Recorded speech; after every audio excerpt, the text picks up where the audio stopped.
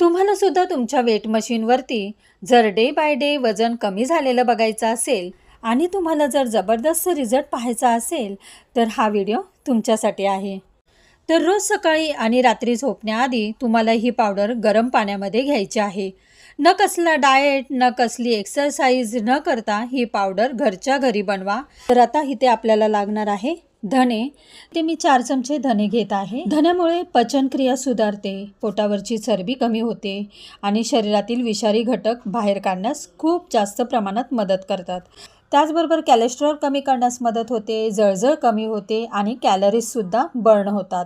आपण जे जे इंग्रेडियंट्स घेतले आहेत ते जबरदस्त आहे. चरबी कमी करत असते, फॅट बर्न होत असते. त्यानंतर दुसरा इंग्रेडियंट्स आपल्याला लागणार आहे ते म्हणजे जिरे. जिरेसुद्धा 4 चमचे इथे घेतलेले आहेत. तर जिरे रक्तातील साखरेची पातळी सुधारते, पोटातील चरबी कमी करण्यास मदत करते, डायजेशन वेगवान होते, पचनसुद्धा सुधारते. तर त्यानंतर आपल्याला लागणार आहे ओवा. तर ओवा इथे मी 2 चमचे घेतलेला आहे.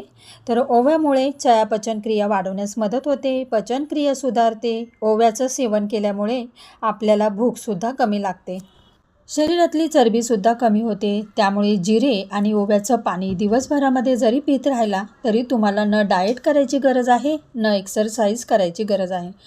तर तिसरं इंग्रेडियंट्स आपल्याला लागणार आहे ते म्हणजे जवस. तर जवस इथे 2 चमचे मी घेत आहे.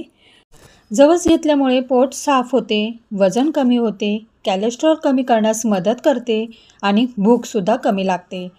यामध्ये प्रोटीन, विटॅमिन, मॅग्नेशियम भरपूर प्रमाणात आहे. चौथा इंग्रेडियंट्स आपल्याला लागणार आहे ते म्हणजे बडीशेप. बडीशेप इथे मी 4 चमचे घेतले आहे. तर ह्यामध्ये भरपूर प्रमाणात अँटीऑक्सिडंट असतात. त्यामुळे पचनक्रिया वाढवण्यास खूप मदत होते.